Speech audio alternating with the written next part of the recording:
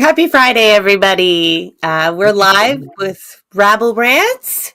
Y'all made it. It snowed today again in the middle of April here where I am, so we're just going to make the best of that shit. But we'll see how the day ends. We'll maybe talk long enough that when you go outside, it'll warm up and the snow will be gone and we can get on with our spring and the spring election. That's just going to be one of the things that we're talking about this week as we unpack the headlines. We're going to start off with Trump. We're going to go kind of global and narrow it down to the local as we tend to do. We're going to talk about the tariffs a little bit, but more maybe what their motivation was. We don't know what's going on with them as much as you do, but we're going to unpack a little bit of it. Also, just generally the U.S. descent into fascism. There's like a collection of stories coming from south of the border that, are just massive red flags, especially since our politicians don't differ all that much from ideology, right? So we keep an eye on what's happening there. Also, we will unpack the federal election and the issues that come up with it there. We won't be measuring rally sizes all so much. We're going to get into a little bit more of the meat and potatoes of the election. But also, an election just happened in Vancouver that's worth talking about. A socialist took a seat on Vancouver City Council. We'll talk about Sean Orr's victory and what that maybe means for electoral politics for socialists. And maybe we'll touch on the little bit of hoopla that's gone on after his victory. If folks have been watching, you'll know what we're talking about. And then that'll bring us to the second half of the show, which is updates from the grassroots. So victories from campaigns, legal rulings, calls to action as well. So make sure you stay tuned for that part of the show. But today, Joe is with me. My name is Jessa, and Ashley has joined us this week. Ashley's always a good component to have when we're talking about the Canadian federal election, especially since most people's opinions on Carney come from his biography. And there's never too much that we can learn about why to hate Pierre Poilievre, or Poilievre. We will not judge. We listen, but we don't judge. Right, Ashley? Yeah. That's right. Ashley, you talk about economics a lot, and folks are trying to figure out what the hell is going on with tariffs. And it used to be, how are we going to respond to tariffs? We've talked about that a lot. We've seen what our politicians are doing in response to it.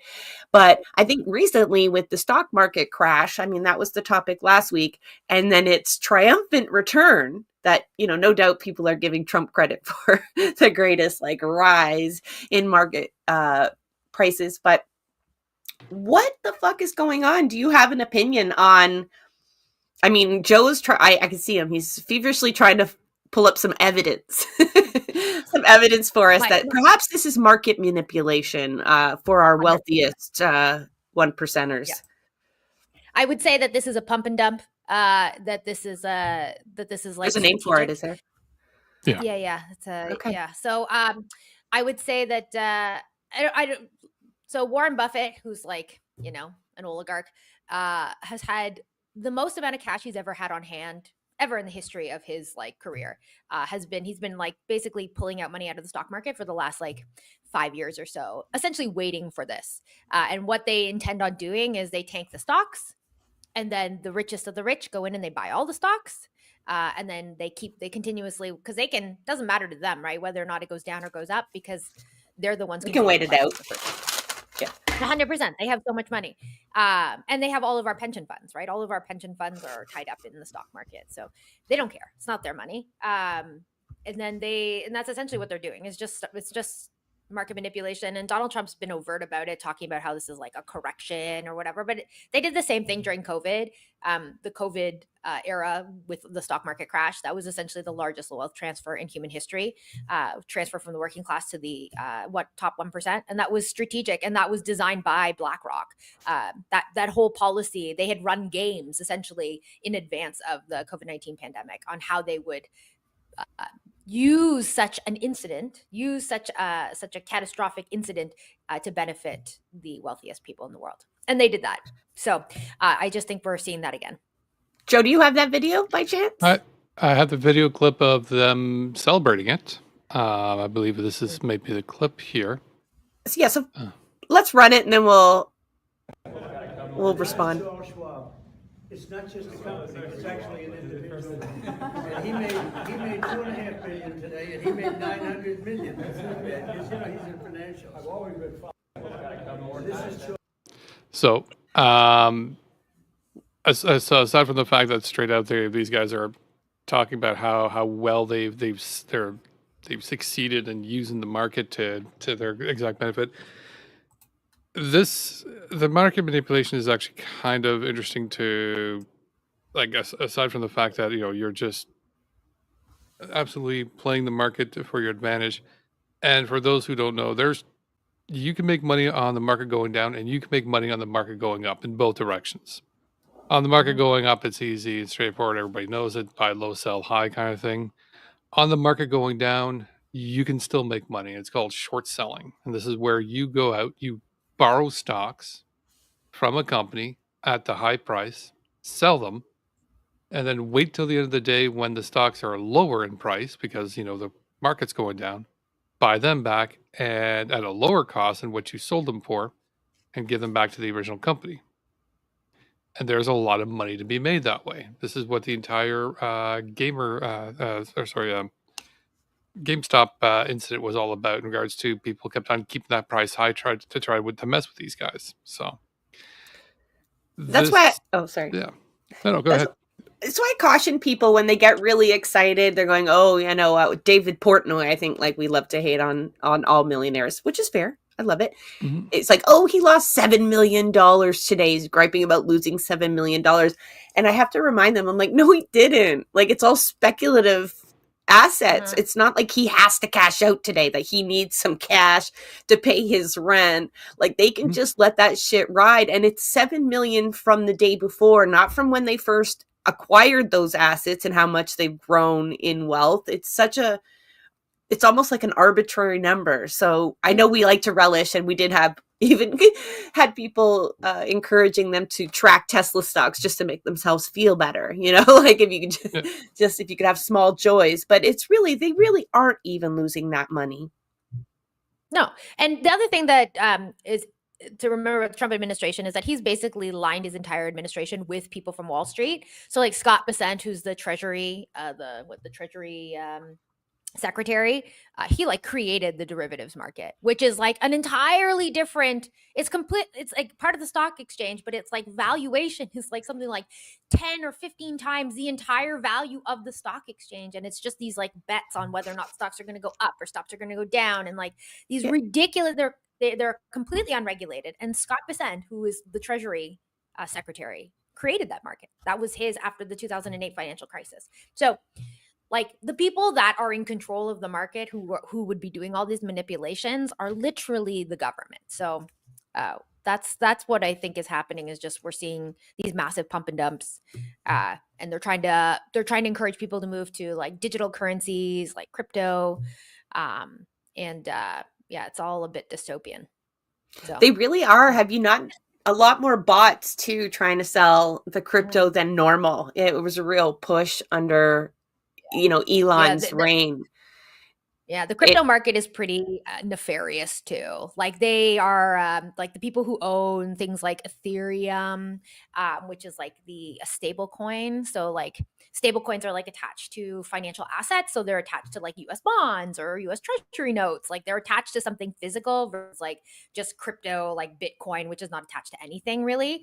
It's just these algorithmic kind of buy and sell kind of ideas. But stable coins are attached to are supposed to be attached to financial assets, and that's what they would like to switch to. But Ethereum, things like Ethereum or the other one or basically the blockchain that they would put these stable coins on, are run by some of the worst people in the world. Quite literally, people pedophiles, people who are part of the mob, people who have very, very seedy, horrible pasts, who have used this type of technology in order to proliferate things like child pornography and stuff like that. Yeah, there's a whole very seedy underworld that's going on in the crypto markets. But that's the point, right? Is that you can do you can do things on the dark web and no one will ever be able to track you. So that's the point. And now they just want to make it legitimize it. So yeah, I think we spent a lot of time trying to speculate as to what he was doing with these ridiculous. I mean, some of them still don't make any sense. I've seen a lot of great memes made out of that, tariff list and talking about the Penguin Yeah, yeah. Island and all of that Yeah. nonsense. But when you step back and see this, I think they'll think it's worth all the ridicule if they made $90 million in a day. No way to confirm anything coming out of his mouth at the moment, right? But there's Charles Schwab nodding along with him. He sure as fuck didn't correct him.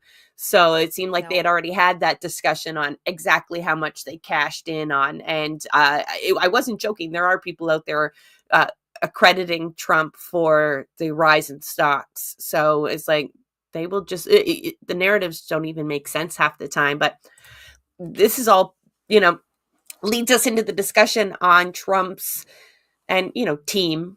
We always use him as a label to talk about this, but we know he's not calling all the shots, obviously. But the descent of the United States into fascism, and there can be arguments on whether or not that term appropriately fits exactly the conditions that we're having right now, but that's neither here or there. If we actually run through the stories that make us start talking about fascism. And this week, I think most notably was the continued use of federal agents to suppress critics. ICE, we've talked about the use of ICE and their mass. And I was encouraged not to use deportations because it kind of validates they're not even legal deportations. They're kind of like abducting people and sending them places, rendering them. But even then, that implies criminality. So it's hard to even keep up with what you're supposed to be calling them. But, this week there was a well-known lawyer out of Michigan had been representing some of the students involved with the encampment at the University of Michigan. What is his name? I had it in my notes. Anyway, he was at a Detroit airport and was detained by federal agents. There's a video there. Joe, if you could load up that clip, because he describes what it was like dealing with them. No, not that one. Not that one. The one above that. So he's interviewed on CNN, and the anchors asked him, you were detained, and I don't have a video. No. Okay. No, there's no video there. No, there's not. It was on. Okay. So he describes, they demanded his cell phone, and he's a lawyer, obviously. And so he's like, well, I can't give you my cell phone. There's privileged information. Fine. At least just let us look through your contact list. And they make special note of the fact that he has high profile cases. They're referring to his defense of Palestinian solidarity activists. And, he wasn't arrested and he wasn't continually detained. He is free and telling his story. But the idea is like that scare tactic, right? That sends a message to other lawyers that, even traveling through airports, all of a sudden your contact list becomes up for grabs, right? And it was like, do this or you can't leave, or do this or we're going to do this. And, it has no legality. Even the lawyer's sitting there going, absolutely, like, this is not right. But there's so much you can do when you're trapped in a room with people and you've lost your freedom to move. So it's just one of many tactics. It is intimidation because I read through briefly the articles there. There's no video clip, unfortunately, and it's exactly what they're trying to do, because it is absolutely horrifying, considering these are rights, especially when it comes to lawyers. There's a certain level of privacy that needs to be honored for lawyers, because the entire attorney-client privilege, as it's called in the States, and we have the same in Canada. What goes on between your conversation between yourself and your lawyer is protected, as it should be. You need to be able to freely discuss, and they need to be able to freely discuss anything going back and forth. But also trying to intimidate lawyers in regards to who they represent and what's going on.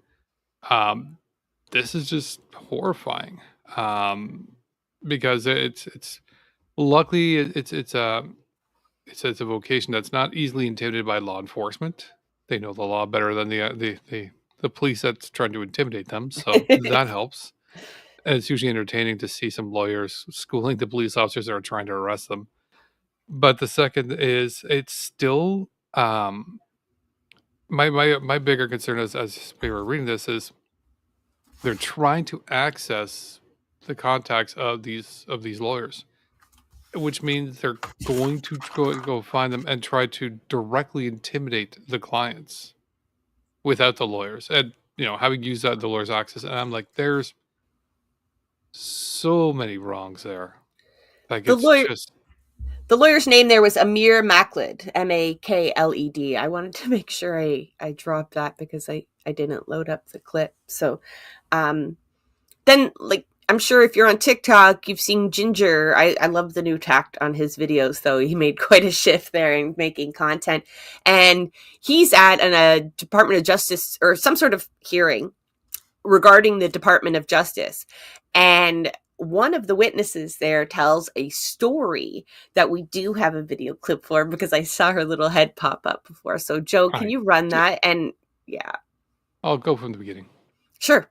Just testified before the committee that the Department of Justice sent her a letter warning her not to testify before this hearing today. You heard me correct. The Department of Justice sent her a letter saying, do not testify before this committee today, which is essentially witness intimidation. Her name was Liz Oyer, and she was the pardon attorney for the Department of Justice before she was one of the Doge layoffs. On Friday night around 9:15, I learned that the Deputy Attorney General's office had directed the Department's Security and Emergency Planning Service to send 2 armed Special Deputy U.S. Marshals to my home to serve me with a letter. The letter was to be served at my home between 9 o'clock and 10 o'clock on Friday night. I was in the car with my husband and my parents when I got the news that the officers were on their way to my house where my teenage child was home alone. Fortunately,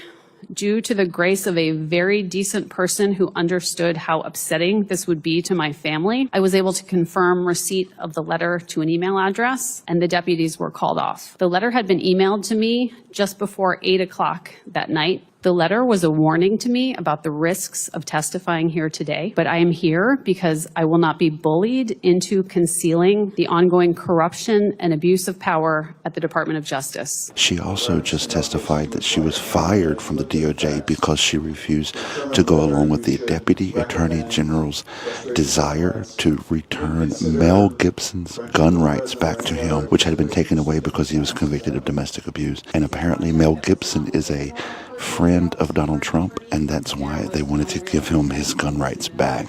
She refused to go along with it and was fired within hours of that refusal. A witness just testified. Mel Gibson. Of course it's fucking Mel Gibson. Like, this is to add fuel to the fire. So yeah, there's Is a that lot. a big deal?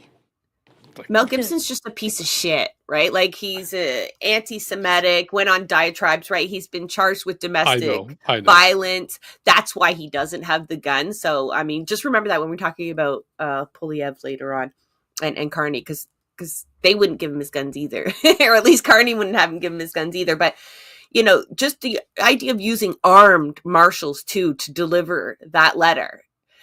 She makes that point, even though she didn't come into contact with them, that could have been the result. And they were instructed to show up at night and hand her this letter. This is part of fascism, right? Where critics aren't just like encouraged to be silent in many ways. They're using actual parts of the legal mechanisms. Yeah, like that's Department of Justice doing that. So, I mean, it becomes hard to find places to turn to for justice when that part of your governance has been corrupted in that way. And a lot of reports of some of this happening, ununiformed officers. That's a little scary, right? Like ICE often does that. Sometimes they put police patches on when they're not actually police, but they're in like street gear. And, undercover cops have been doing that for ages. But the lawyer story he describes, an officer came in, he wouldn't identify what department he was in. He wasn't in uniform. And he starts grilling me with these questions. And, it creates a real atmosphere of fear, right? Not only are you keeping your eye out for uniforms, but like any old fuck can be, part of the mechanisms of fascism. So they don't all actually just wear like brown shirts. Yeah. It's true. That made them really easy to spot, red patches, brown shirts, and like it's not like that. So I agree. And Mhm. oh, sorry, go ahead. No, go ahead. Because I'm going to go on a side tangent. The U.S. history of like using like mobster style tactics against civilians is a long-standing history. They've been doing it for a very long time. But I could digress into the fact that the CIA and that the FBI and these intelligence units are all just essentially the organized crime syndicate. So I think that is a good example of like why you can't ever trust these, these enforcement agencies, because they really just are essentially the mob and work for the mob. And there's a longstanding history for that and a lot of evidence to support it, unfortunately. But yeah, not surprising at all, unfortunately. Yeah. My thing I was thinking about this is I was talking to my wife a couple of times when we were looking at, because she's also watching these things, and the same thing we were discussing, not only with regards to this, because I remember seeing this particular story coming up earlier on this week in regards to the lady who was pulled over and intimidated, which was absolutely horrifying. But we were also talking about the fact that you still have this, and then you have ICE running around right now doing exactly as you were mentioning, and at this point, as we're discussing this, you have to wonder about the ICE officers. They know what they're doing at this point here. Like, if they weren't sure about their job in regards to enforcement and trying to protect, at this point here, you have to know. You have to know, like, what you're doing is questionable. You have to know that you're arresting some Americans. You have to know, like, how buried in the sand do you have to be? And this makes you just wonder, like, if you're still working at ICE now, and understandably that some people may be stuck there because of employment limitations, everything else, especially since you got your commander-in-chief tanking your economy. That's like Nazi guards, though. No fucking way. No, don't give them an out, Joe. I don't care if you need the paycheck. This is like, especially seeing them sending them off to the El Salvador prison. Like, tell me the difference between that and the camps, right? Other than like the gas chambers, but. Like, I'm sure that's on its way. Don't worry. I'm sure those things, that type of like. But even seeing inside their own camps, they're chaining them together, giving them a mattress, stuffing them into rooms together that are just absolutely unfit for human. It's absolutely insane that at a certain point that you can't just look at that going, no, you know what, this is too much. I'm out. Like, I'm hoping at least one of them comes out and it's like, here's the video of the shit you're going on inside there that they don't want you to know. Oh, but I mean, you can find on YouTube like the videos of what's going on in El Salvador prisons, because the president. El Salvador, yes. I'm talking about the U.S. ones, though. Oh yeah. You're right. The detention centers, like they're not all. Yeah, Guantanamo Bay. How many people are over there too? Absolutely. The images out of there. And so you talk about like maybe people leaving their jobs or speaking up, right? Is another option. Laying it bare for folks, whistleblowing, that's a danger, because there's very little to protect whistleblowers in these days. But even in Greenland, so they have a military base in Greenland. It's supposed to be space related, so I'm just like, they're just probably so excited they still have that military base. And anyway, the whole Vance going over to Greenland and criticizing Denmark happened, and the commander of the Greenland base was like, she's still got to stay there. She's got to work with these people. She's like, oh well, like that doesn't really reflect how we feel at the base, which is probably a big no-no for somebody in that job. But I mean, we're all thinking it, I'm sure. And well, she was removed. She was promptly removed from her position. So, anybody that we do see speaking up from within these wings, within the armed forces. I don't think it's a terrible thing for her. And the only reason why I'm saying that is like, she was there. She's had a relationship with the people from Greenland and Denmark. And he comes in there and shits all over it. And she's like, don't do that. And then, and then after completely ruin that relationship, like, you want to remove me? Fine. You guys already destroyed that relationship. I don't have to deal with it now. All right, I'm good. Let's go. Yeah, it's scorched earth anyway, right? Yeah. But got an easy out. Maybe she'll get a pension out of it, or maybe somewhere warmer than Greenland she'll be stationed where it's Yeah. not such a content. Maybe they'll send her to Panama, but I don't think so. Yeah, I, right. I don't think so. But there's just as I was about to log on, I realized, if we're talking about the descent into fascism, not that it's like directly related, although you can make this argument, but you know how I feel about the ballot box anyway, is the SAVE Act was also passed this week. We've talked about it just a little bit on the show. The SAVE Act is, I don't even know what the fuck the acronym stands for, but it's the one that requires people to have 2 pieces of identification in order to vote, and they have to match, meaning your name, gender at birth has to match your corresponding identification. And like, for most part, this means a passport, because they don't accept driver's license or even army cards, whatever they call them. And they give them photo identification when they're in the armed services. And this started as an issue. This kind of matching your birth certificate nonsense was really starting to mostly affect trans people trying to update their identification, particularly passports, so everything matched. And it was kind of attack on trans rights. But now the SAVE Act applies this to voting, and this means a lot of people are going to be disenfranchised. Like, It's removed from the voter bill. yeah, Voter rolls. right? So passports cost like $120 or more if you need it quickly. And it requires a lot of backing identification to begin with, which can be difficult for a lot of people, especially poor people. It becomes a huge problem for women. I mean, even my mom right now is going through a rigmarole with Ontario services. I'm not going to out her on why she needs to do this, but she's got to like prove, her birth certificate. She's been married twice and name changes, and she's got to like get all the paperwork to line that up in order to get where she needs to go.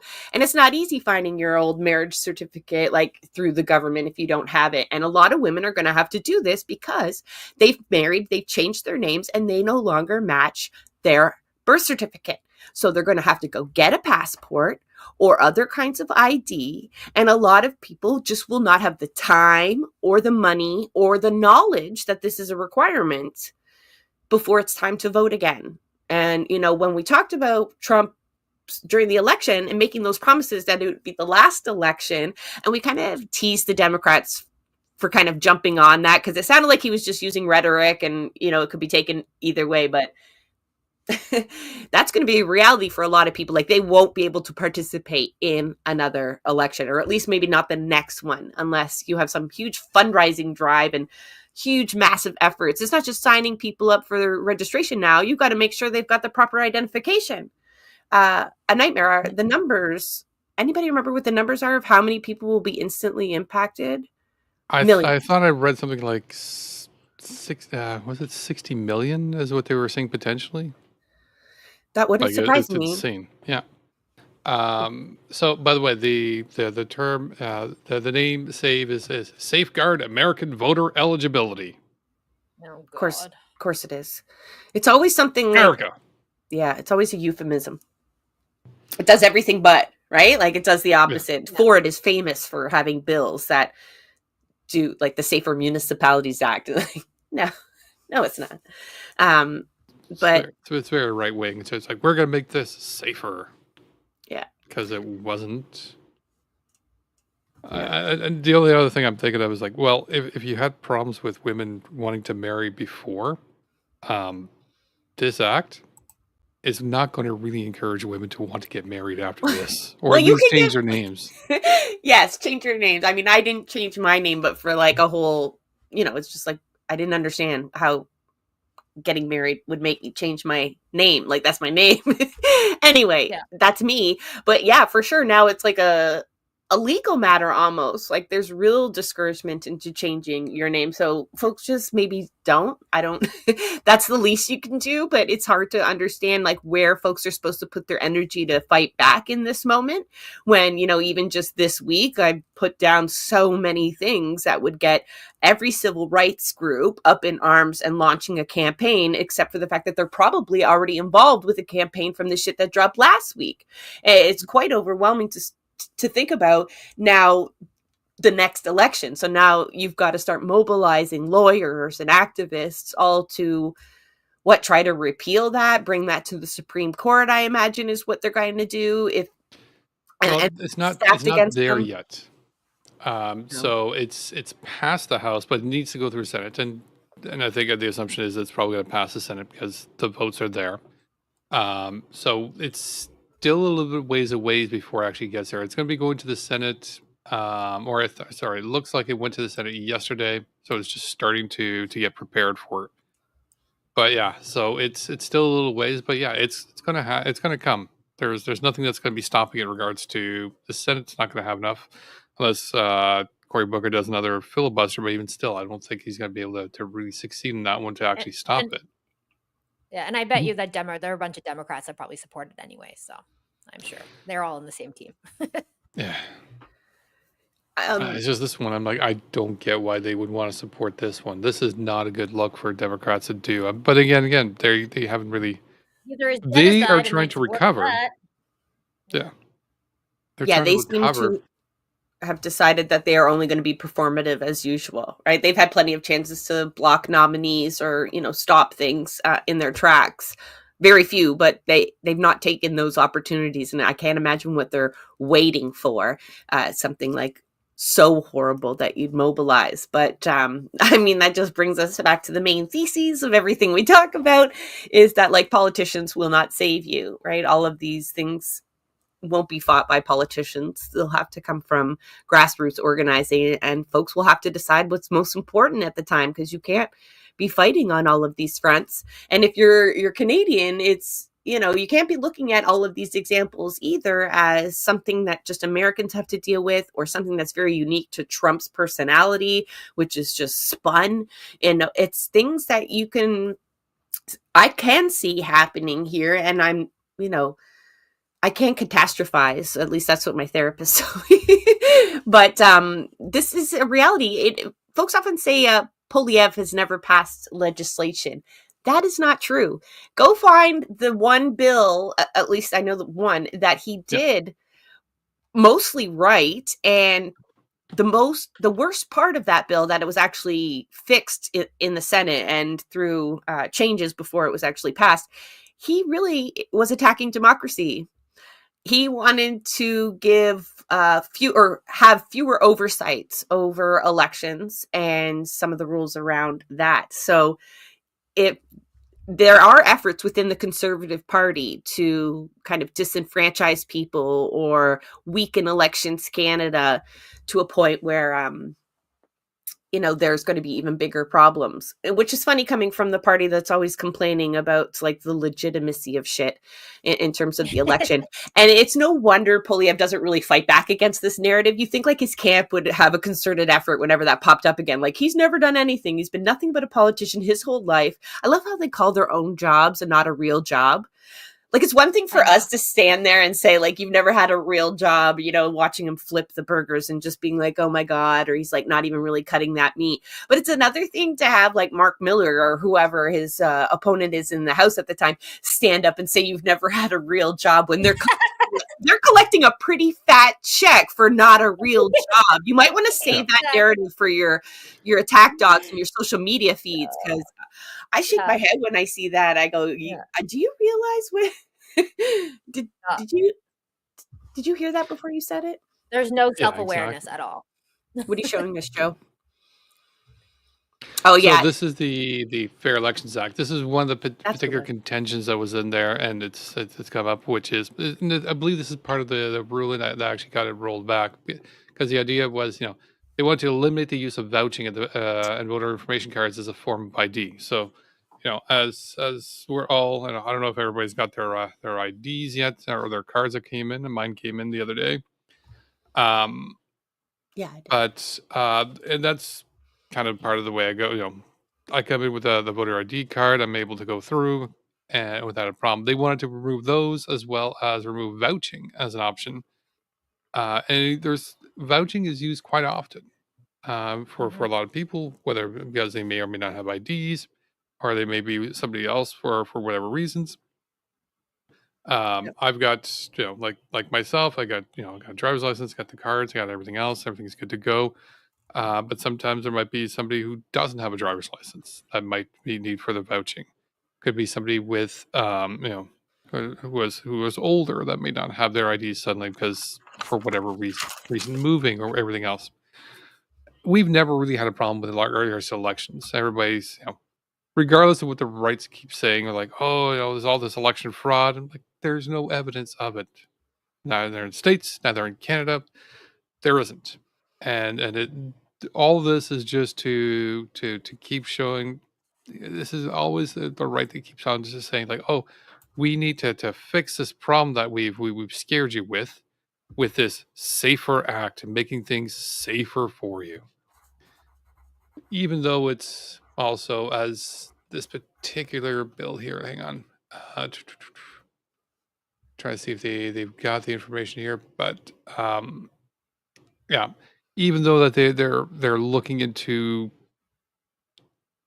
things that were unconstitutional just to benefit them, and I'm just like, what are you doing?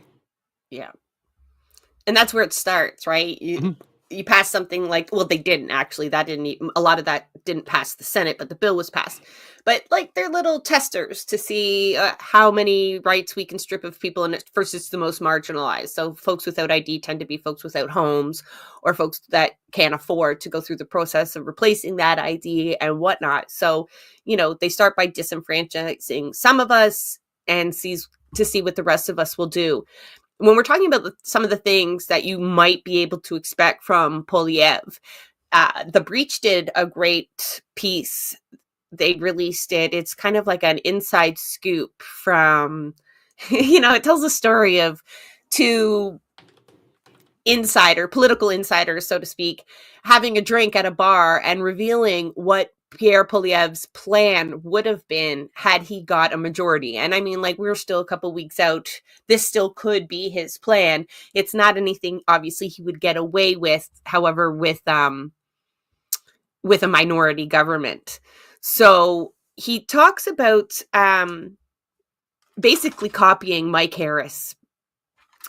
Now, if folks don't remember, or maybe you're not in Ontario, you were spared the Harris days. But what it is and you'll hear remnants of that from Trump's, like getting as much done in a short period of time. It's kind of a blitzkrieg is what they call it in the article there. And it's like fast and furious. You don't know what to respond to, and everyone is left kind of scrambling. And it's severe austerity, right? Like the cutting of government spending on services. Usually it's met with also tax breaks for the rich, limits on labor laws, sometimes freezing the minimum wage. It's really ugly shit. And Mike Harris was advised to do that, and he did. He acted fast and furious, and thankfully the result was social movements and labor movements really did respond in kind. And there were wildcat strikes, there were mass mobilizations, huge rallies, really kind of shut the province down to a degree. And he had to back off some of the things that he did. But I mean, the province was still reeling from these cuts. It still is, they never repealed everything. Even though the Liberals replaced them, they didn't fix it. Weird. I know. They said they would, but they didn't. Oh, yeah. So, we're finally getting, I think, a bit of costed platforms today. I think that's the expectation. I'm not quite sure. I was busy getting ready for the live. But, I mean, in this economy, I don't know how anybody's putting a costed platform together without knowing what tariffs are going to be and what the impact is going to be. But I think that's part of the motivation, too, of the tariffs, right? Just causing this fucking political chaos everywhere, and anything can get through. But a couple of the other things that you can expect from Poilievre, I mean, you folks can chime in on what you think, because I know we shit on Carney, and we will. I've got him in my notes. We're going to shit on Carney. Don't worry, Ashley. Okay. But Polyev doesn't like to talk a lot about his platform. Conservatives don't show up to debates a lot. And when they do release things, they're kind of really showy pieces that we'll give a little bit of air to in a second. But it's the things you can expect based on what he said or what he's done before. And one of those is like definitely defunding UNRWA, right? The refugee agent, the UN refugee agency that assists in Gaza, in Palestine. He has been almost explicit in that. You won't see an ad put together for it, but we've seen enough of his speeches to know that that's probably what he'll do. And he definitely will not protect trans people against the provinces. Carney was pressed with that. He answered it pretty, I mean, he stumbles a lot. He's not a great public speaker, but he finally did get out the answer that absolutely they would use the Health Canada Act in some way to protect access to medical care for trans people. And like, that's a huge fucking relief for a lot of our comrades. Carney's daughter is trans. I don't know if you knew that. I did. I just think sometimes that it's great to mention it, but that doesn't mean people will act appropriately, right? We've seen a lot of people with autistic kids act like real ableist pieces of shit. Fair. It definitely hopefully shaped him, but I'd like to think a decent leader gets there without that experience, but sometimes that's not true. So, I mean, if you don't believe him, you might be like, well, his daughter might at least hold him accountable if we can't. But those are some of the things I think you can expect from Polyev. I think you're right in regards to just because their daughter is trans won't necessarily make them a good advocate for it. I mean, so is Elon Musk's daughter. He's got you there, Ashley. Elon hates his daughter. Yeah, and his daughter hates him equally. So I know Elon hates all his kids. Exactly. No, Carney has. I will say. I mean, Carney is at least still has a relationship with his daughter. Calls her his daughter, and so I don't. He hasn't. He has shown some support for the trans community. He didn't quite specifically say it in regards to, and that was I thought was like, just say you support the trans community and put it away. Like that's get the soundbite out there of like absolutely support the trans community, support the Constitution, support their protections in there, and then move on, because you know what, nobody else is going to be asking you about it, because that's it. That's all they need to hear, that assurance, and we're good. And it felt like he kind of dodged it. I felt like he was going to that last line. He says, "We absolutely will protect it," but you were sitting there waiting for it the whole time, right? Like, is this gobbledygook? Is this going to be like, oh, I believe in all these things, and then it'll be like, but with the limitations and the current environment, or provincial jurisdiction, blah blah blah. Like, he could have gone either way, but he like mutters it at the very end. It's not even a good soundbite. And I've had this argument with people that are like, oh, you say you don't like politicians, but then you get somebody who can't speak like a politician, and you're like, oh, they can't. But you can still, when people are speaking honestly, they don't tend to stumble through that in the way that they do. It's when they're really calculating their words that you get that kind of hesitation and that gobbledygook that comes out, where you're not even quite sure if you got an answer. And like, they're coached to do this. So when I think at this point in the game, he's got to sharpen that up a little bit, because we're seeing the polls narrow. And I have a feeling it's like every time Carney has a presser, he doesn't necessarily say anything awful. I mean, the right wing won't like what he just announced this week in terms of gun laws, but generally it's just kind of like, I don't know, he just kind of leaves a kind of meh impression. I think someone last week was like, oh, he makes me fall asleep every time I hear him talking. And then Polyev just generally stays out of the media, right? He's kind of barred a lot of media from his plane and calls them protesters when they're trying to ask legitimate questions. But generally, he's kind of like, there's not much to talk about when it comes to Polyev. And so as long as that mediocrity is there, it's like, they're starting, that honeymoon period with Carney seems to be wearing off a little bit. If you believe the polls. Yeah, right, exactly. I think no one believes the polls when it doesn't say what they want to say. Right, exactly. I always like to remember that the mandate of the ruling class is transnational.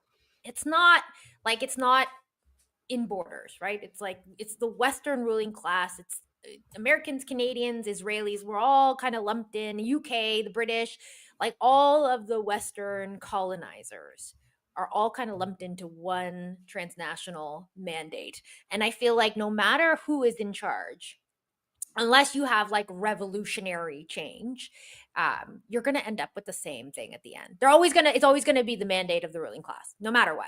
So I think Poilievre is going to be like, if he wins a minority or a majority, he's just going to do exactly what the ruling class wants, because he's not such a big player already. He's kind of like a little nothing burger to, I think, the ruling class. Like when you consider like his connections to like the real, like really people with the massive amounts of power, he has no real connections to them. So I think he's going to be like super desperate to be like their BFFs and do whatever they want. That's why I honestly, that's the energy he gives. He's just like, yes, I'm going to do everything. Carney is so much more calculated, but he's already part of the club. So I think they're going to win. The ruling class is going to win regardless if it's Carney or Poilievre. They're going to get what they want regardless. So yeah. I don't really believe anything that any of them have to say. I really only just look at like what is happening in the United States and who is and seeing that as like going to disseminate eventually into Canada. So This particular one, I located the image, and I can probably find another one, which is they started this particular campaign a couple of days ago, and I wanted to bring a little bit of attention to this because this feels this is coming from the Poilievre camp, and this feels very American in regards to, do you believe the polls? And this, if we saw this coming from Trump, we'd like, oh no, we know what's next. Doubt the polls, and then when you get the election, and if you lose it, doubt the election results. And considering Poilievre is still sort of just like a JD Vance light, they're already trying to do the messaging of like, don't believe the polls are all wrong. Like, all right, there's nothing wrong with telling people not to believe the polls. Make sure to go out and vote. There's something that's good in that. I hate polls.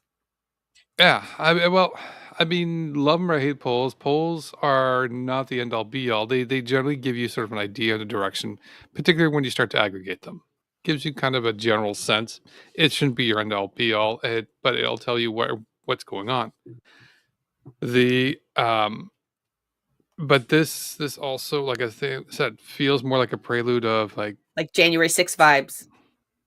Yeah. Like building up to that kind of resistance, especially if it's close, right? If it's a blowout for the Liberals, which the original polls, like I said, they're getting close. Yep. These folks are speaking more to like, do you believe that the Liberals are still in the lead? And they're saying this because they've spent such considerable energy comparing rally sizes or proving rally sizes. And oh my God. Oh Lord. Like even I can expect that from Poilievre. I don't know why I expect better from the Liberals. Okay. But even they've got supporters that are posting videos walking along the line of people waiting to get into a rally. And it's like some sort of proof of how the public's feeling at the moment. And like none of them are actually talking about the issues, like what any of these people will do once they're in office.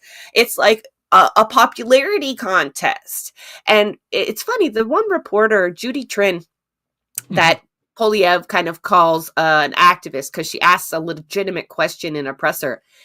I kind of laughed when I saw her get that treatment because just earlier that day, I had called her out, or her feed, if you look at it, just read as a regurgitation of the Conservative campaign. And I know it's her task to follow it and report on it, but nothing was critical.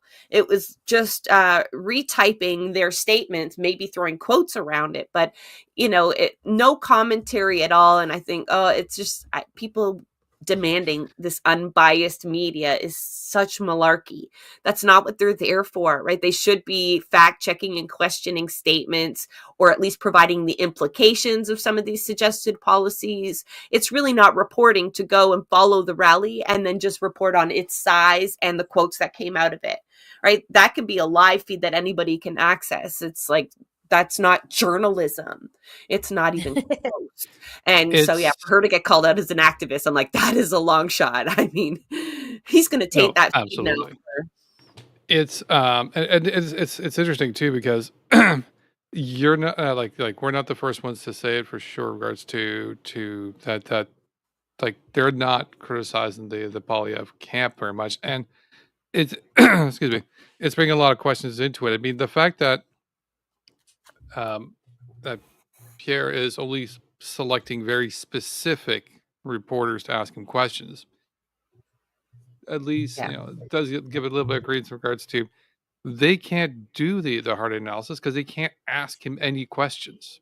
I mean, he's and if they do ask any questions, I wouldn't be surprised if the newsroom saying, "Don't ask him questions, don't give the hard stories, or you'll get completely removed," and we don't want to risk that. And I'm like, if Yeah. you're doing that shit, then why are you in this? Like, why are you in this if you're just going to be parroting whatever they tell you to parrot?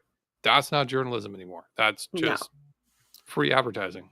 And they'll say like they don't have the time, and that is the reality too. They're expected to, pump out X amount of stories. They don't have budgets for research anymore. It's really been stripped bare for this particular purpose. So I do feel for them, and that's why I try to lean on independent media. So you don't get as many stories firing out, but you get much deeper dives, and like they're the folks not even getting paid for this shit. So yeah, when we do the headlines here, I really do try to find, I go through the Maple, the Orchard, the Breach. They're all I should have had a shorter title for my show. Everyone is very succinct.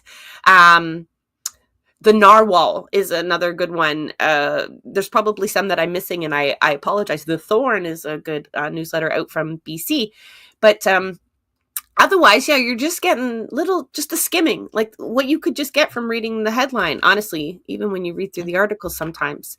But other things from the campaign trail were a little bit of a tit for tat on law and order policies. Again, we're really dry on policies that really matter, that would make like a material difference or improvement. There'll be differences, improvement in our lives. But of course, you're going to get two basically conservative parties firing shots over law and order. Who can they jail? Who can they criminalize the most? Of course, this always leads us into a discussion about the privatization of prisons and that trajectory. But Pierre, I think, was first out the gate with a 3 strikes you're out. I don't know how many U.S. states have this, but I know California does, and I'm sure they're not the only ones, where if you're convicted of 3 crimes of a certain category, then you are locked up for life. In Canada, that is unconstitutional. I don't know if this would actually hold, but it is part of his plan and his appeal to voters there, that he would, and he said a few things already, right? Like life sentences for fentanyl, and, it is the conservative shtick, right? To do this. It's very typical. But Carney also, go ahead, sorry. No, I'll wait till you finish. Okay. Do a hard eye roll. Yeah, nice, perfect. So Kearney also doesn't want to be outdone. He has a bit of a different tact, right? Because he's liberal, so it will differ to some degree. And his policy that he announced was to take guns from anybody convicted of serious offenses, as well as, well, not to say that this isn't a serious offense, but it's not treated as such. Domestic violence would also cause you to be able to, or cause you to lose your gun rights. And although I don't really have an opinion here or there on gun rights, to be honest, I'm not informed enough. I won't go there. I will say that it's, these are not discussions that are on the foremost of people's minds, I don't think. But, Joe, you want to unroll? So, I mean, I rolled hard. I rolled hard on Pierre's ideas. I mean, a lot of you guys know in regards to how my view was in regards to justice and the prison system. And this guy is literally like the maximum, like life in prison for fentanyl. I'm like, great. War on drugs is back. Thanks, Reagan. Yeah. Like that's literally what that reads out to. 3 strikes you're out. Absolutely. It's gonna get struck down too. Although I'm really, really wondering if he's gonna try using the notwithstanding on those. on any of those.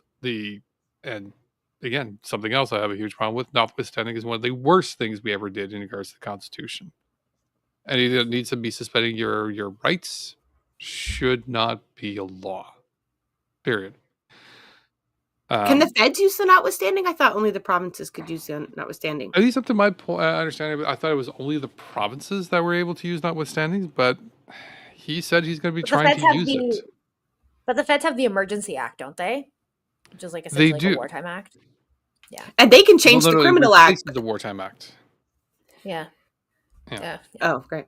Yeah. Yeah, it replaces the Wartime Act, but I think it is in line with the Constitution, because remember, Section 1 is rights with reasonable limitations, and the Emergencies Act falls under the reasonable limitations because it's temporary. You're able to temporarily do it, and it's only for a limit of 30 days.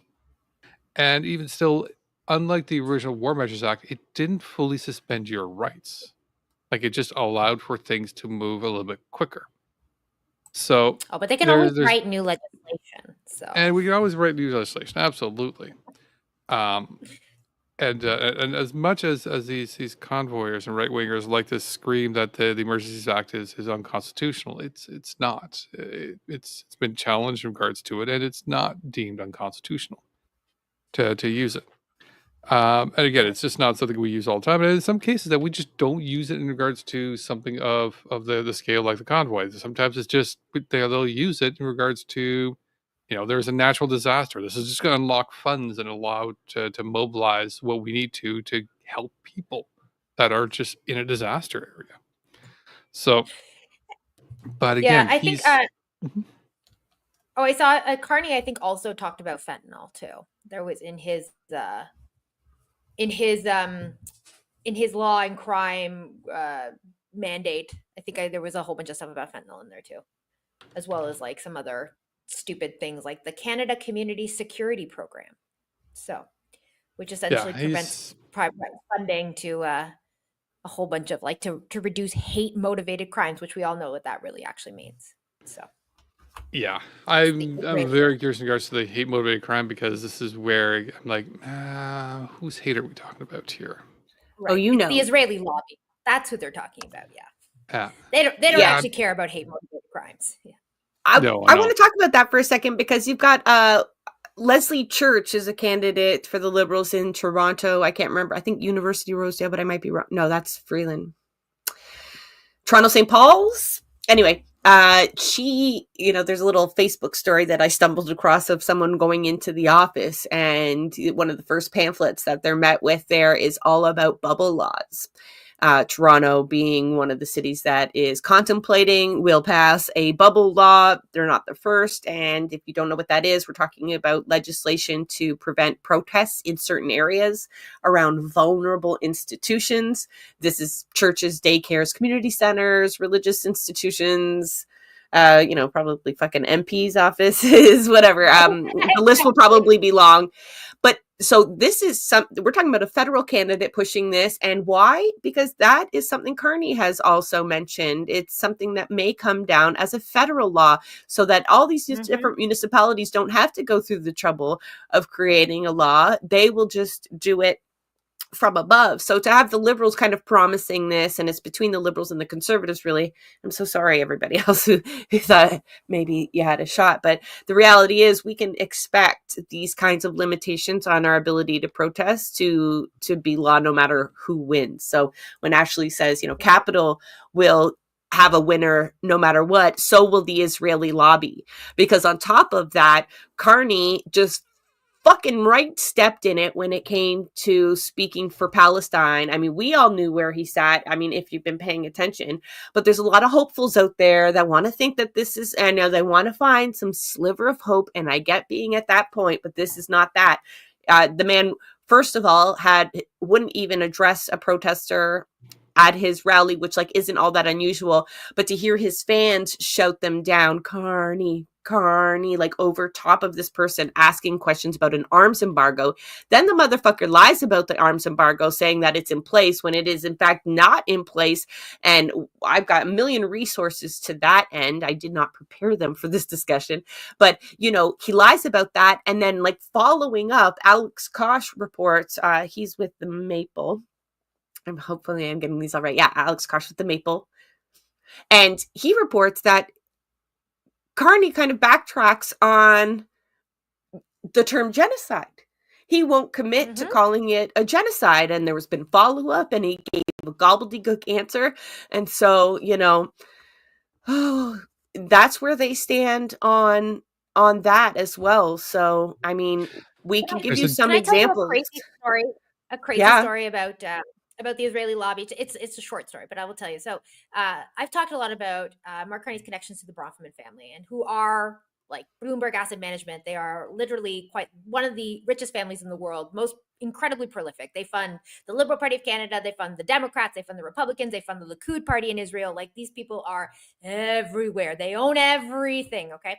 But did you know that Samuel Bronfman, the OG Bronfman, okay, when they ran a bootlegging operation. They're also the Jewish mob on top of that, by the way. So they ran a bootlegging company for a very long time. But in 1947, Shimon Peres, so he came down to Canada and said, guess what? I need some arms. Okay, this is 1947, so in advance of the Nakba.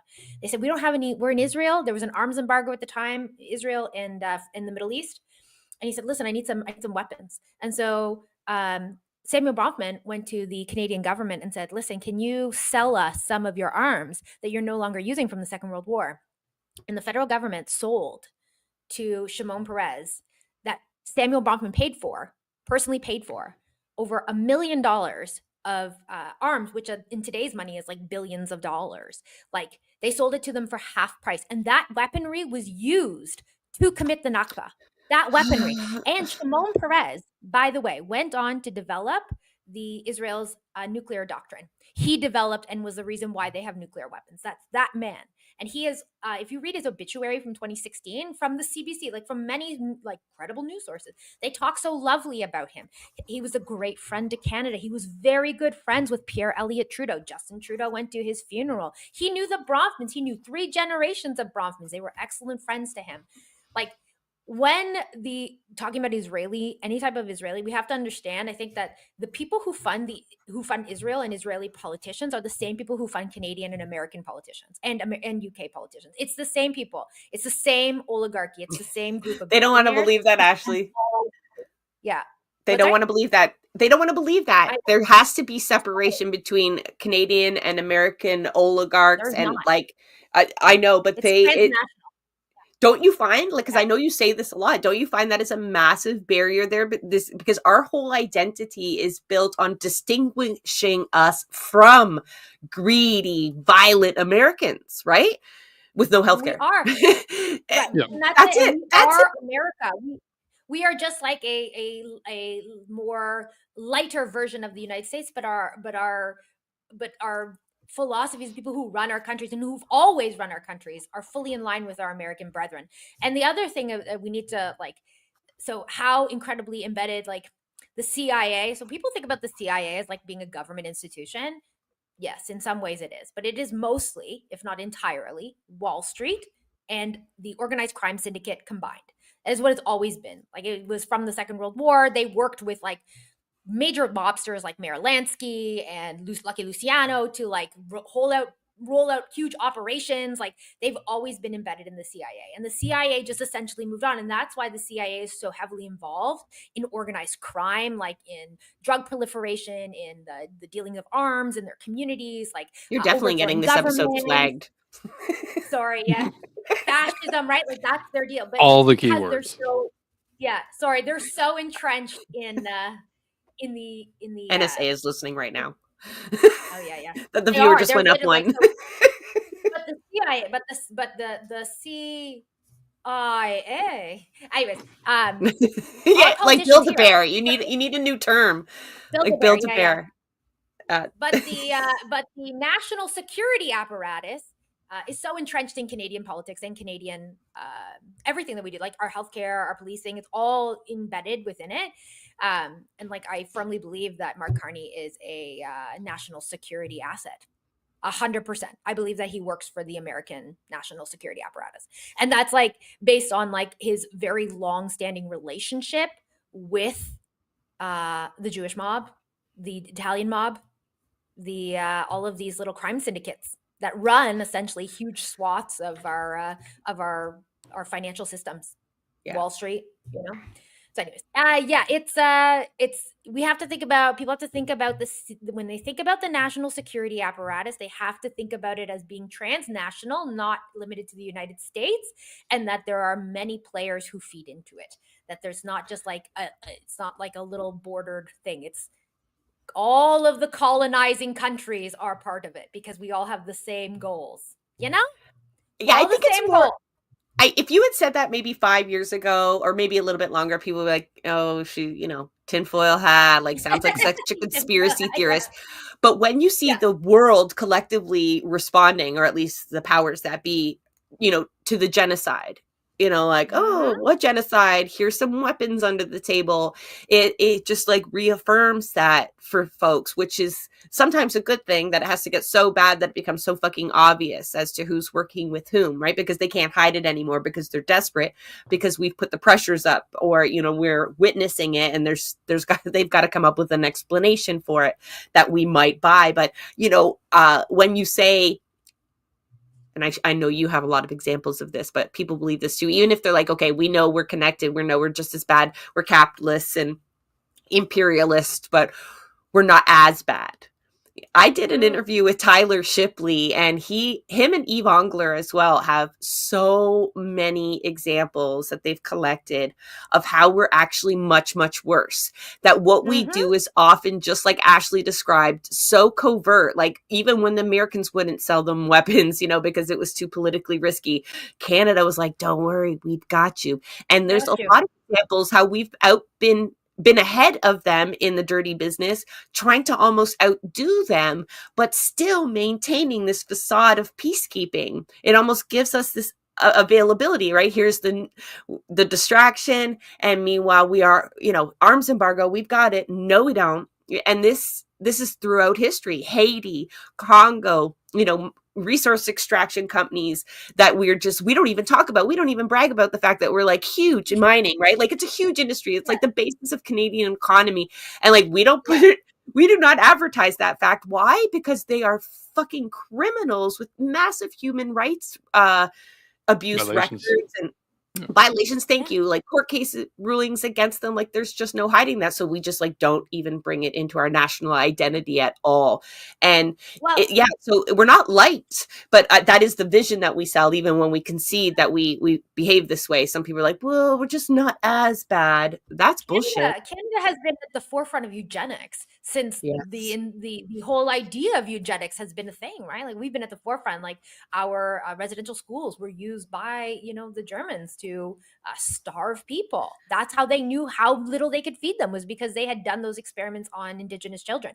Like the eugenics model, like when you look at MAID, right? Like how incredibly prolific MAID is in Canada, and it's just like this, like, oh, we are so great, we'll help you die, except for that, it's literally eugenics, and that Canada funds a lot of eugenics projects. Like the Justin Trudeau, or not just the Trudeau Foundation, not the Justin Trudeau Foundation. The Trudeau Foundation is largely embedded in the Wellcome Trust. And the Wellcome Trust is like a British massive billion conglomerate, right? They fund basically all medical research that would be too unpleasant for it to come out of public funds. Okay, they tend to invest in like things like transhumanism and eugenics. They literally fund the Eugenics Institute in the UK. The Wellcome Trust is a dystopian nightmare. If you're ever interested in learning about healthcare and how bad it is, the Wellcome Trust is a good place to start. But the Trudeau Foundation is embedded in that. Like they share a lot of their resources. A lot of people who get scholarships to the Trudeau Foundation go and work for the Wellcome Trust. So these people have a long-standing history Canada has a longstanding history of being in favor of eugenics and practicing eugenics, something that a lot of people think is like reserved for the Americans or like the United States, but it's not. Like, I mean, we are a gold standard here. And our history is pretty deplorable. And most people know nothing about our history, absolutely nothing about Canadian history. So it's really bad once you start to look at it. Yeah, I encourage folks to look up Tyler Shipley and some of the books that he's done. One of the books he has is titled Canada's Colonial Imagination, right? Because it's like the image that we have of us is not actually real. So he doesn't call it an identity. It's largely based in fiction. And then he gives the historical examples to back up the fact that how we see ourselves is not how we are at all as a nation, either now or historically. Joe, what do you have queued up there? My screen is so small, and I want to make sure. Oh, it's okay. We've already moved on from there. That was, so sorry. No, that was okay. It was in regards to Carney, and this is we'll bring it up here. People have to see it now. Yeah. Because I'm talking about it. So this is a bit of a strange one in regards to Mark Carney. So this was from a while back, and the post I brought up from January 25 from from Rabbi David Mivasir, and this is Mark Carney with the Ottawa U Palestinian Student Association, and this is where there's a lot of people getting kind of upset in regards to he's here at the Palestinian Students Association. Possibly showing support. And so there was a lot of confusion as to why he's here. And then suddenly we're getting a lot of sort of backpedaling. And this is starting to get people a little bit upset. Like, he's not clear. He's not speaking out on it. And again, when people were directly asking him questions about it, he's completely dodged it. And we know why. I mean, that's yeah. That's His handlers would know. I mean, we know his handlers are the Bronfmans, and they are, like I said, they literally gave the arms to Israel to commit the Nakba. I think Mark Carney is very. I think he's being told by his handlers that he needs to like try and get the vote, but he can't be explicit in anything he says. And people are very reactionary. Nobody has any real sense of like politics. So when people see things, they immediately get so excited about this stuff, going, "Oh my God, he's pro-Palestine," without really knowing who Carney is, his history, who his allegiances are, and then understanding that those allegiances are far more important to him than doing the right thing or being a decent human. Like he is who he is. He's shown us who he is for the last he's been Mark Carney doing Mark Carney things since he went from literally Goldman Sachs to the Federal Public Service immediately, like worked at Goldman Sachs, then worked for the Federal Public Service, starting in 2007, 2005. Anyways, doesn't matter. He moved from Wall Street into the Federal Public Service. And people think that his allegiance is not to the Wall Street. Like he was brought into the Federal Public Service for a reason. That's why. Oh, agreed. He has made some pro-Palestine statements also in the past, but again, this is where people get kind of, sucked into the whole like, well, he seems to be pro-Palestine because it does not like. People call it a genocide. He can't say that it's a genocide when all of the courts have said it's a genocide. That's a huge red flag. And people are just we're so desperate. We are so desperate to keep Polyev out of office that I get it. And we are all so desperate to find any kind of sign that Canadian government will do something to end this genocide. But it's not going to be from this man. I don't give a shit what you read in his bio. It's not going to come from this man. So let's go to the good news. Let's go to the disruptive updates. They're mostly, I just want to say one more crazy story about Mark Carney, okay? Because this is another one that I think is really, people are, again, so willing to overlook. So, you know how everybody hates Elon Musk, okay? Well, did you know that Mark Carney, while he was the chair of Bloomberg Asset Management, his Bloomberg Asset Management gave Elon Musk $250 million to buy Twitter. $250 million. And people were like, oh, well, that wasn't Mark Carney. That was like their basically their venture capitalist arm of the firm. It doesn't matter. Okay. It was the largest check that they had ever written. Okay. For venture capital, the largest check. Mark Carney was the chair of the board of directors. He absolutely signed off on that check. But the exact same year, Mark Carney was also sitting on the board for Stripe payments. That exact same year in 2022, Twitter signed a deal to bring Stripe payments on as their payment mechanism, as their payment platform. So he was sitting on the board of directors for Stripe payments and on Bloomberg Asset Management, and then gave Elon Musk $250 million to buy Twitter at the same time that they had agreed to bring Stripe payments on as their payment platform. Ugh. Like, are we losing our minds here? Like, the man is, it's all inside jobs, and the man is so freaking corrupt, and people who don't think he's connected to the Trump administration are delusional. Yeah, but Polyev. That's all you're gonna get in response. Yeah, but Yeah. Polyev. He has a friend who's friend with JD Vance. Okay, well, Mark Carney's friends with Peter Thiel. Okay, so Peter Thiel owns JD Vance. Big little fish, big fish. Yeah, no, there's just so much history in the Canadian political system that tells us the Liberals are, you know, the softer, gentler version, and there's It's better that's marketing. that's going to take a Better lot of marketing. TikToks to undo, you know, or the proof will be in the pudding, unfortunately, when Carney comes in and somehow people think an economist is going to improve the material conditions of the working class. Then, a Wall Street economist on top of that. Wandering around the debate spaces, because that's something I do quite a bit. The one points I'd say from the Liberal side and the Conservative side. The Conservative side has been sort of the same thing all week, which is crowd size. Look at his crowd size. Like so you know, aside from Pierre talking about it, they are just sunk into this idea of the crowd size means something, and it's absolutely incredible just how quickly they've gone into it. As for the Liberals, it's kind of been the same thing on for at least past 2 weeks, which is criticism of Carney tends to be very, very touching. People are very protective of it. Like don't criticize Carney. we know. Tell me about it. Ashley's our had to do like savior. videos just dedicated to like almost like leave me alone. Like Did you see that It horrible is- video it of is that woman touching. calling Mark Carney Big Daddy? no, Yeah, I yeah. was spared. Oh, You got to come It with is- links if you want us to play clips like that. But no, Oh, I felt that vibe. I don't want bro. to see it again, but you know what I Right. mean? It's definitely MAGA vibe. But yeah, the woman calling Mark Carney Big Daddy. And then the Liberal Party like reaching out to her, being like, oh, we love that. Oh no, not God. another content gross. creator collaboration. I don't want to go back to Yeah. last week and talking about So gross. the NDP and their you know, they didn't even come up in the whole discussion about elections. Like that's pretty fucking sad. And I went through my notes, man. I will give any opportunity.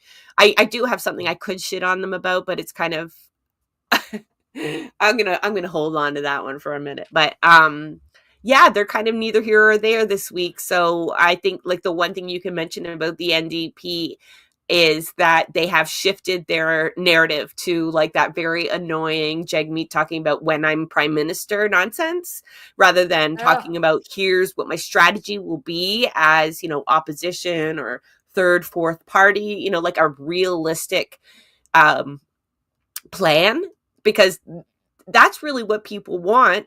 They understand the limitations of the NDP in their current situation. And to have him just stand there and kind of talk like he's going to be prime minister tells you that there really is no plan should they not get that, right? Like we saw them kind of fumble through their agreement with the Liberals. They didn't get credit for anything. Even things that got passed are really not left-wing standards. And so, yeah, they've just kind of shifted tack there. We'll see if that plays out any differently in the polls, because they're just almost absent in a lot of ridings. But let's go to the disruptive updates. So this is where we get to talk about things that are generally going right. I mean, sometimes I have tough updates, but generally I do try to share victories or calls to action here. So yes, the headlines are bad, but there are people working on the situation. So what can I start with? well, we said we kind of go from global down to the local, and we talked about elections and politicians. It seems, yeah. And even in the comments here, we're talking about Sean Orr out of Vancouver, a socialist, just won a seat on the city council by a very wide margin. He didn't just squeak through. Two progressive candidates, but I'm not talking about the other one right now, even though they secured over 32,000 votes. Sean got 34,000 votes. The next possible contender was like 11,000 or 10,000. So a massive margin. And I don't mean like you could kind of look at Sean's policies and say he's a socialist. He's an open socialist. I mean, I used to submit articles to Sean for what's that publication that the Socialist Caucus does? I mean, for years he has been doing work with Canadian socialists. He has been on the front lines in defending people against evictions. I don't mean just like making a soundbite, like he was there, and he is pro-safe drug supply. And one thing about BC politics that is a little different from folks in Ontario, where the hosts here are from, but maybe not all of you, is they do have party politics in municipal politics. I mean, we know what color some of our candidates would likely fly at home should they have an election sign on their lawn, but they don't officially come under party lines. But the COPE party in Vancouver, really, they're the ones that Sean is with there. They mounted a fantastic campaign. And this is coming from someone sitting in Toronto that just consistently saw his campaign come over my feed. I mean, he was hosting comedy nights and all kinds of public events and barbecues. And I mean, this was a huge campaign on top of the deep canvassing that COPE has been doing since they were founded, right? Vancouver has a very right-wing mayor right now under the ABC party. And they are just doing horribly. Like, the reaction is in the votes too, but it's not just a reaction to how bad their mayor has been. It really is a testament to the kind of campaign that they launched. So we talk about the futility of campaigns a lot on the show, and, you know, whether we can make inroads when it comes to politics or can we win an election. I mean, Sean says, yes, we can. I mean, he did it. So yeah, that was a huge moment, I think, for a lot of socialists out there, because you do have a lot of them running in the federal election. They're either running as independents, or you're going to see some of them under the Communist Party of Canada, or maybe the Marxist-Leninist Party. There might be other banners I'm missing. I'm sorry. But they don't do very well, right? They don't. It's been a long time since we've had that kind of win, and from an open socialist. So imagine the Americans find out that we actually have real commies in government. They'll feel so validated. Yeah. Those communists. Yeah. They're going to be. Yeah. Carmen's adding to the discussion here in the comments. Thank you, Carmen. And I did see this 40 minutes. You're lucky. I've seen comments that the election in Vancouver was fucked up. The mayor made some changes to make it harder to vote, and the result was really long lines. So to still get that kind of voter turnout, considering the barriers that were put in place, makes it extra impressive. Carmen says there, yeah, they waited 40 minutes to cast the ballot. I remember seeing some videos and articles about this particular election being like, they were saying, like, this is insane. People are waiting hours in lineups. Like, this shouldn't be happening. It shouldn't be necessary. But again, this is American tricks that we're seeing up here. We shouldn't have these tricks, actually. Even, like, we shouldn't have people able to interfere with the election up here in regards to make the wait times longer, make make polling more challenging and difficult. Like, we have a separation in regards to elections. For example, Elections Canada is separate from the government so that it cannot be interfered with. It is mandated to elections and management of it whatsoever. You can't mess with the lines. It needs to be its own independent governing body. If not, you've got American stuff going on, and we don't want that. So I'm still shocked that Vancouver was able to get away with that. Yeah, like, I'm happily shocked. And one thing that doesn't surprise me now, though, unfortunately, is what Sean is facing. And I don't want to spend too much time on it. I hope he isn't spending too much time on it. And that is, he is under a massive attack by the Israeli lobby. Obviously, he is pro-Palestinian, as any good socialist should be. And any socialist, not even good one. I mean, like, but that's besides the point. So obviously the usual suspects like CJA, but I mean, there's no shortage of them spending their resources launching a campaign using shit that they didn't even bother drag up during the campaign because it's just absolute trash. It's a sarcastic reply to a clearly anti-Semitic troll online. Don't pull it up. Like, it's just not even worth the space.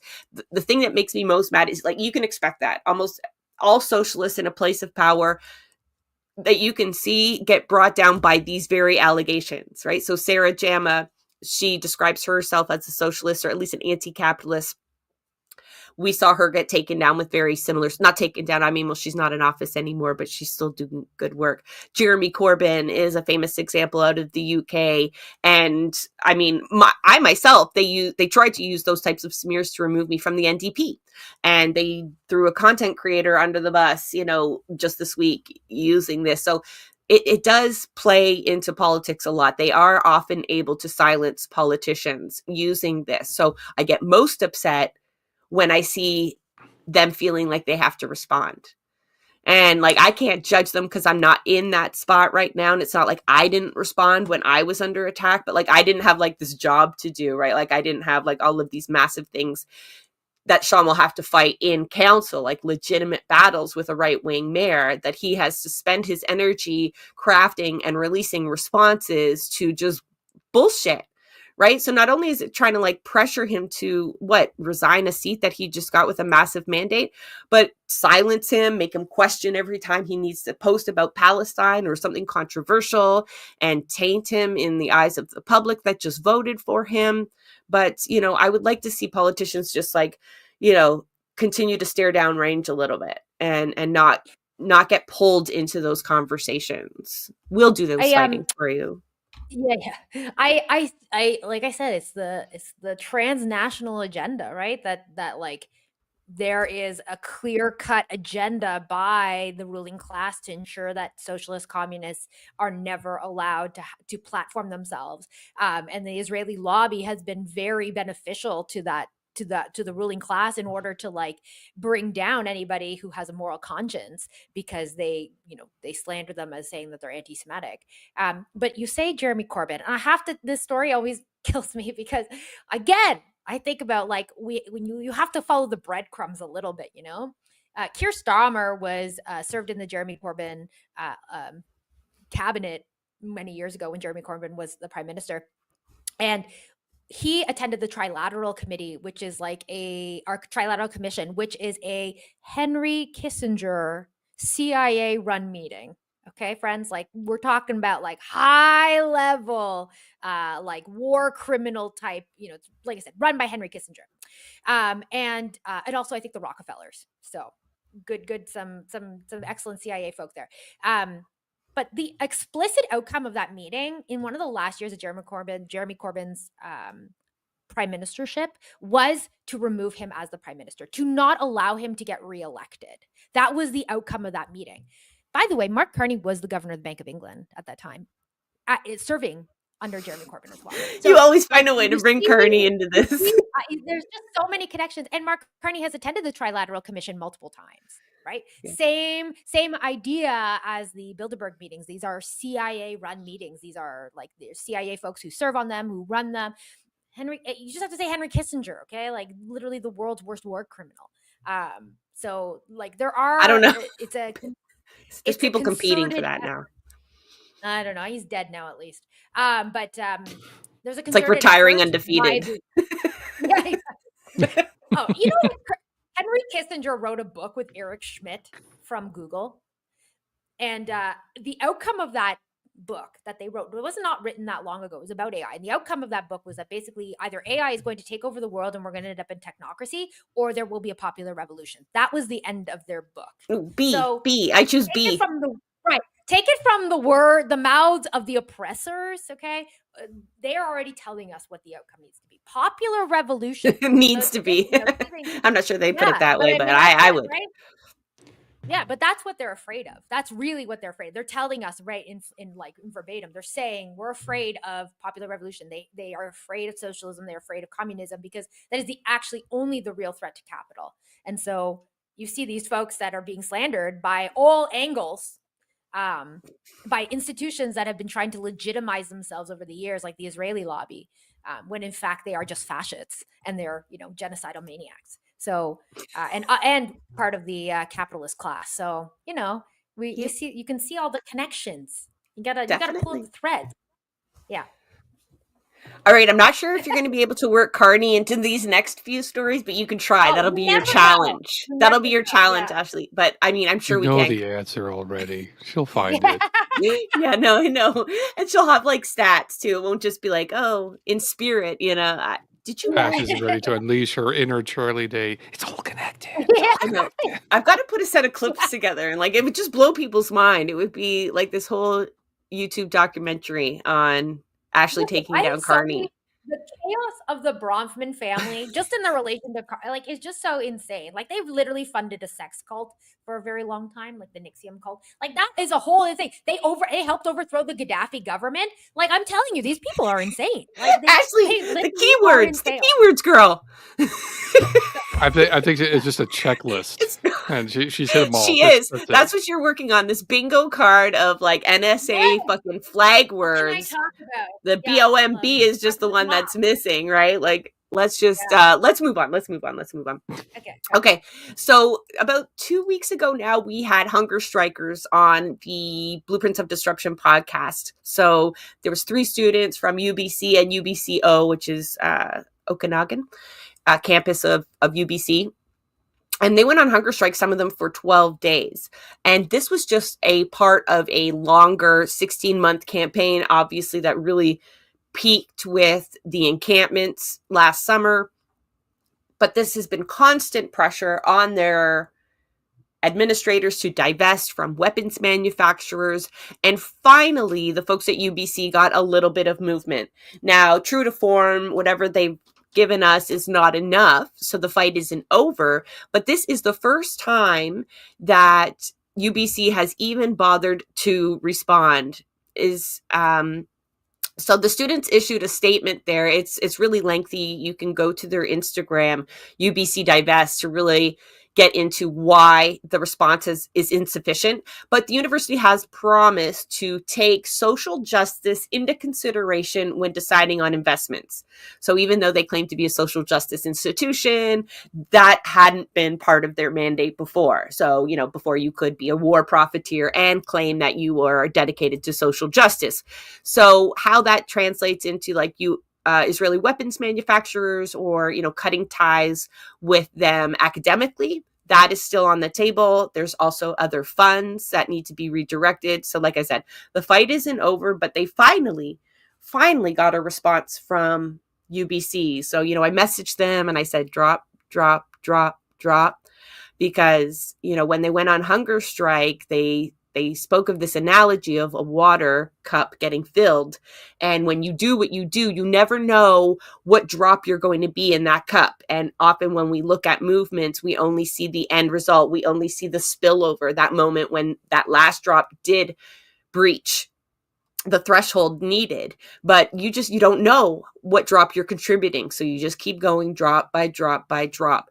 And so every little bit is making a difference. So, it's having realistic goals to and outcomes when you do these actions. Like they stopped eating, but they didn't believe even when they started to have damage to their body, they didn't believe that would be the thing that moved the university or the world, but they knew they were doing whatever they could do to get some movement, and they did. So shout out to the students at UBC who are still holding it down. It's not an easy space to be right now on campuses in Canada or the United States advocating for Palestine. So any victory is a good victory. And just know that all these encampments and student groups, not like all of them, but many of them are networked together. And so they're leaning on one another and learning from one another. And so this victory will help boost some of the other works on other campuses as well.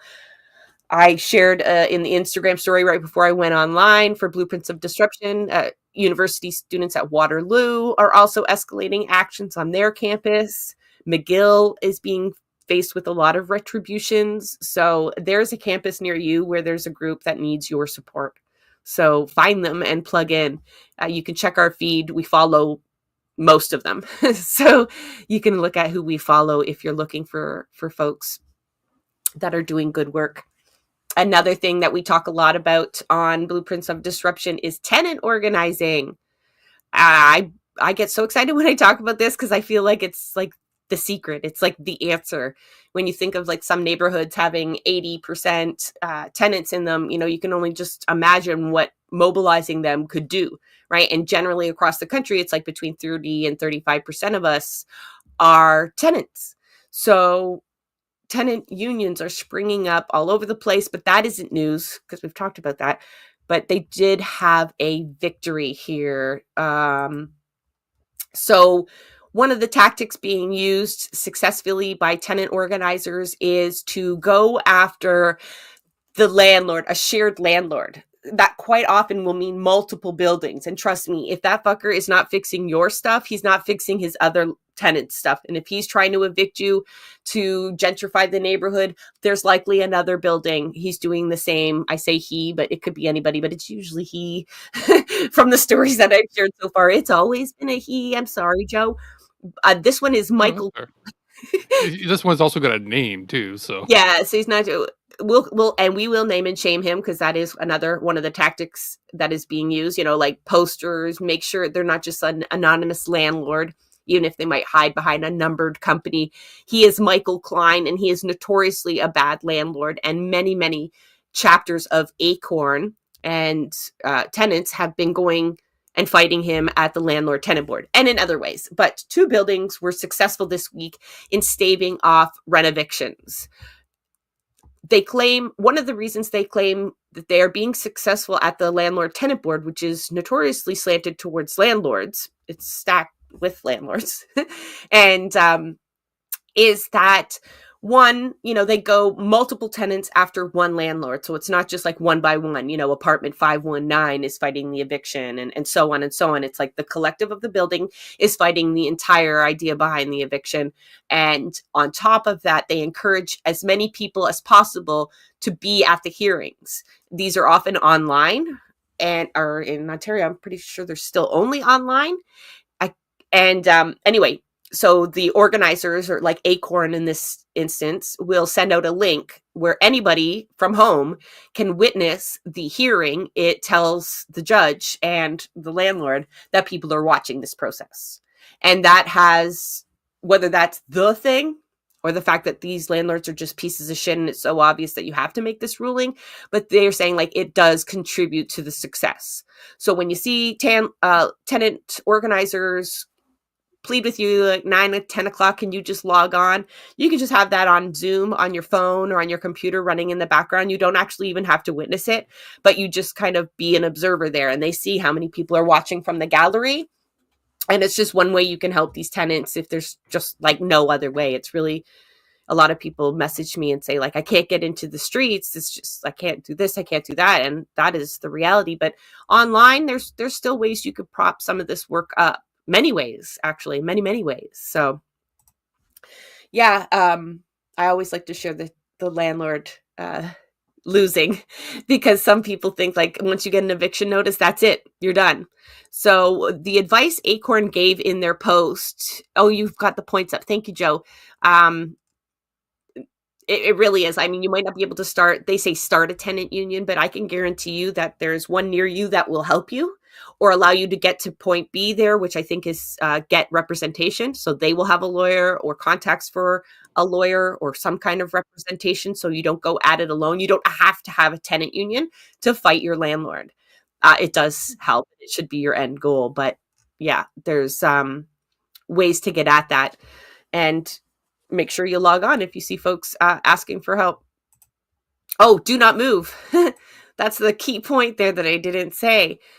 like I said, like some people won't even get a notice and they'll just get their landlord going, you're out, I'm evicting you, and they'll start looking for somewhere to live, or they will get a notice and don't realize you can actually challenge that at the landlord tenant board, or they will get the notice, do know the rights of the board, but they don't know there's people out there to help them. So the first thing is to just not start moving. There is a process folks have to go through in order to legally evict you. So that's sometimes half the battle. Going back to my notes. So that was a tenant victory. There was an Indigenous rights movement victory, not here on Turtle Island, but in New Zealand. We talked about this bill that was going through the New Zealand Parliament ages ago, and no one ever thought it would actually pass, but it was very upsetting. It was the right-wing party in Australia attempting to rewrite their constitution, essentially to remove the designation of Maori, of being Indigenous, of acknowledging the colonial past, right? It came from that stupid approach of equality from equity, meaning if we just start everybody at the same starting point, that's equal, right? We don't give you a hand up if we don't give you a hand up. And that kind of ignores the imbalances that are there materially and socially and politically. And so it's kind of saying, well, this is how we'll have equality, by just treating everybody the same. So if folks can think of that image you might have seen of people trying to watch a baseball game over a fence. So some people are trying to look through the fence. Some people have been lifted up so they can see over the fence. Or you could just remove the fucking fence. Like sometimes you don't get that frame. Sometimes that's not part of the meme. You could actually just take the fence down and everybody can see. But so right-wing politicians did this as a bit of a test balloon. They knew it wouldn't pass, but they wanted to have this conversation in the public, and they say as much. And that might sound like honorable. We want to have a referendum. That's the language they use. We wanted to see how people felt about it, have an open discussion. But that's like reopening the abortion question. Don't ask us to praise you for doing that when what you really brought up is like this disdain for any kind of initiatives that would assist Indigenous people in New Zealand, the Maori people there. And, when it was suggested, it brought tens of thousands of people into the street. It was huge backlash. And sure enough, what was the vote there? 112 to 11. It never had a chance, but that doesn't mean it didn't occupy a lot of the space politically in New Zealand. So that was a decent update. I mean, it was expected, but it's just like there's governments out there that are attempting to do that. So in Canada, when I talked about the story before, I reminded you, like, we had the white paper here in Canada, and there was genuine attempts to just pretend like colonialism never happened. And, he made it sound like we won't call you Indian anymore. We'll get rid of the Indian Act because it's so oppressive, which it is. Like, it's a fucking problem. But their solution was just like, there'll be nothing then. And we would just start again. We'll start again like nothing happened. All right. Like nothing happened. And We'll just take all your land and your resources, and we'll call it even. That probably resonates with a lot of people who don't understand equity, right? Or actual equality and how to get there, right? Like they're like, well, that sounds fair. We treat everybody the same. You kind of teach your kids a little bit, treat everybody the same. And that's definitely not a realistic approach. It's been tried and tested and failed. So yeah, especially when you have some of the worst people in the world rolling out or deciding what is equity, deciding what is equitable, like who's the one deciding these things? Bad people. Definitely. So anybody have any disruptive updates? Did you notice any direct actions or things that happened around you that you wanted to share with folks? No, people aren't shit disturbing where you are. That's not on your feed. No. We're both in the National Capital Region, and people here are very are not as rebellious. It's a government town, Rebellious people come here, not not the people Right. in here. They don't exist here. Yeah. Well, you're about to have a very busy weekend, right? Because tomorrow in Ottawa is the National March on for Palestine. So busloads of people will be entering Ottawa to march on the Hill to demand an arms embargo. We are not asking for a ceasefire anymore. That seems trivial. It's short-lived. It's not the solution. The focus is back on an arms embargo. And so I know buses are running out of Belleville, Mississauga, Hamilton, Kitchener, Waterloo. And that's just in Ontario, so I apologize. But if you go to the Palestinian Youth Movement, they will have a lot of information, and there's so many branches. But another thing that's happening this weekend in terms of the Palestinian Solidarity Movement is there's Palestine on every corner. They're ramping. That'll be on April the 15th. I should have had the link so folks could see the graphics. I apologize. That's for votepalestine.ca. That's a website we've talked about before. They're trying to just get Palestine on the agenda and to highlight candidates who have made base level kind of promises around Palestine or agreed with the statements that they have there. So you can go to their website. You can see which politicians. They have way too many fucking liberals listed there, for my understanding.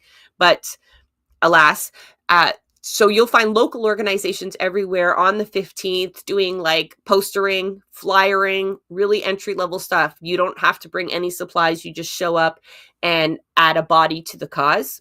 If you can't participate in person, they're suggesting spending that day, the 15th, calling, emailing, and tweeting, or, getting on social media at these politicians and demanding them to talk about this, to Palestine, finding out their position on Palestine and just like upping the pressure that they feel. So again, that's what are they calling it? Palestine on Every Corner National Canvassing Day on April 15th. Another thing, we talk about tenant organizing, and a lot of people don't know where to start, but the good news is there's a lot of organizations out there that, like, what they do is facilitate more tenant unions, and they have educational webinars and gatherings all the time to teach people how to, what your rights are, how to push up against landlords, and then how to organize a tenant union. And they had a big one in Montreal, a big conference in Montreal, but there's something happening in Ontario as well.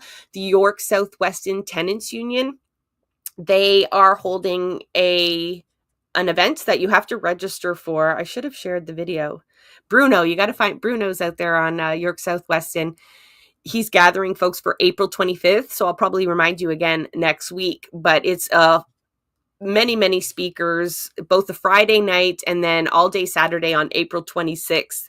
It's a workshop, panels, there's lunch. That's at Queen Street East in Toronto, pretty much right at Yonge Street. They're calling it the People's Assembly for Housing Justice. So I imagine you'll see representatives from various tenant organizations there, but it's open to people who have no affiliation and they just want to know how to do this, how to organize as tenants collectively.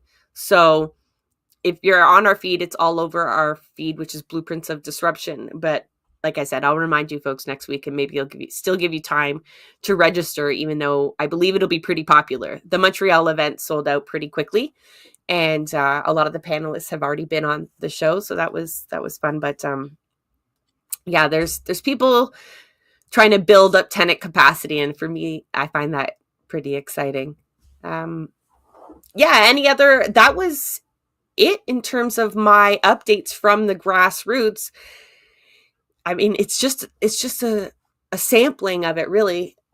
Forever sharing different calls to action on our feed and victories. Court rulings are coming down next week. A lot of sentencing is happening, unfortunately. So we'll have updates for that next week as well. But I do like ending with the disruptive updates a little bit better because it's kind of ending on a high note, right? We spend the first half talking about how capital is screwing us over, but it's always nice to be reminded that there's countless people, and I'm just scratching the surface of the amount of people that are out there doing something about it. Anybody I have saw any? that Sky that you had talked about, who was so she had a viral video, which was nice. It came across my TikTok page, so she got a little bit of traction, I think, for her cause, which is nice. Yeah, so Sky Johnson, Yeah, we will get her back on the show after her sentencing, and hopefully right after her sentencing, and she's not awarded any jail time.